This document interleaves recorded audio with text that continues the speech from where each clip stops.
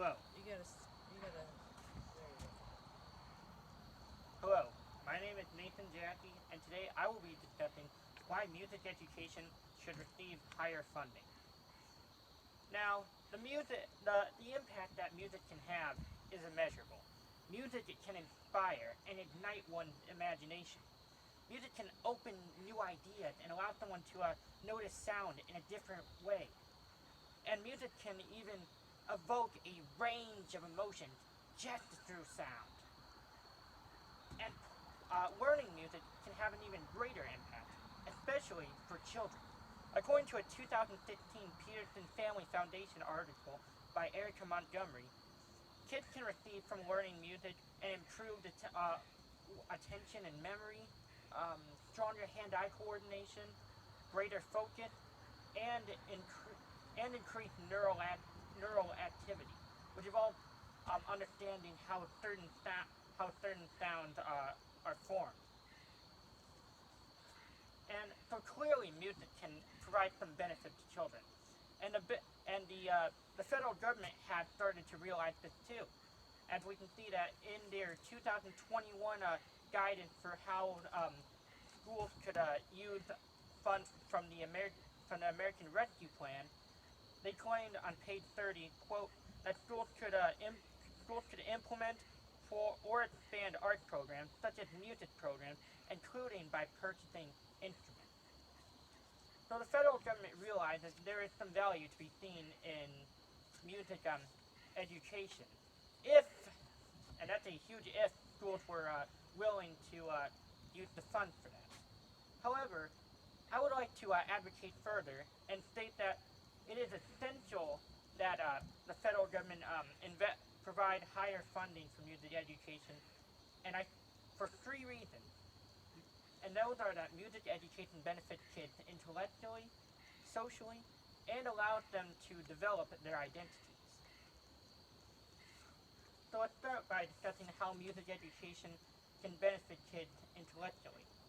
Now, a 2004 study by Eglon Schellenberg at the University of Toronto at Mississauga put, uh, six, put 6-year-old kids into three groups.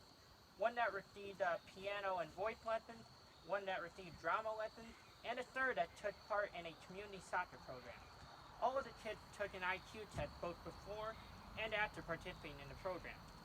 It was found that after the 9 months of the programming, the kids who were in the group for piano and voice lessons actually scored on the intelligence test 3 IQ points higher than those in the other group. To give a more specific example of the intellectual gain of music, a a 2014 study by Northwestern University's Auditory Neuroscience Laboratory concluded that learning music engages multiple brain systems. These are thinking, uh, moving, sensing, and feeling. They also stated that music can allow for to understand the neurological impacts of sound, such as the understanding the difference between a B sound and a D sound. Which, as their site concluded, can even help kids learn to read. So therefore, and when one really thinks about it, it's clear why these benefits would apply to music education. For instance, when kids are learning to memorize notes on a page of sheet music, they're really developing their attention and working memory. And when they learn how to distinguish between the intricacies of different notes and chords, they're really developing the understanding the neurological differences between sounds. So by understanding the comparisons between intellectual effects and the practical learnings of music, we see that the intellectual benefits of kids learning music are enormous.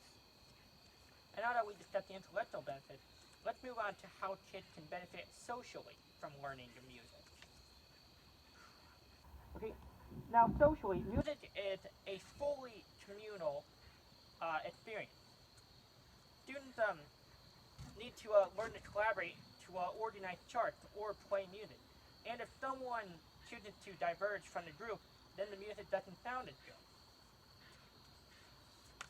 According to a 2017 study titled Adolescents Express Meanings of Music in and Out of School by Patricia Cian Campbell of the University of Washington, Campbell included 1,155 essays on why music education is essential. Some of the students who responded claimed that music is quote-unquote their social glue and diminishes boundaries between different backgrounds, age groups, and social interests.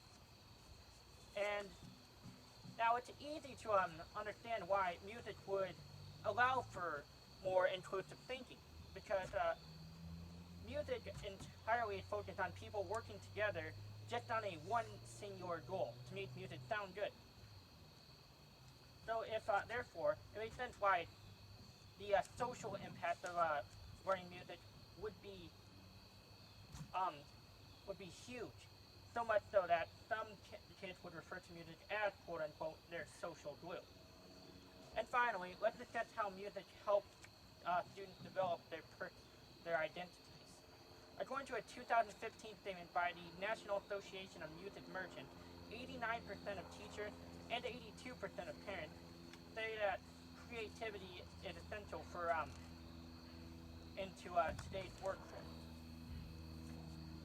The 2017 study I cited from Patricia Campbell earlier also mentioned student creativity as a reason for learning music. The survey respondents in that study claimed that, quote, music education provides freedom for students to be themselves, to be different, and to be comfortable and relaxed in school and elsewhere in their lives. Now, take note of that last section about being comfortable and relaxed in school and in their lives. Now, school is usually far from a place where that is relaxed. So, if kids, after throughout 7 hours of constant work, can find either through one class or through a couple hours just the opportunity to have to enjoy themselves and relax and to associate with peers, it's clear that music education should be considered a crucial part of education and development.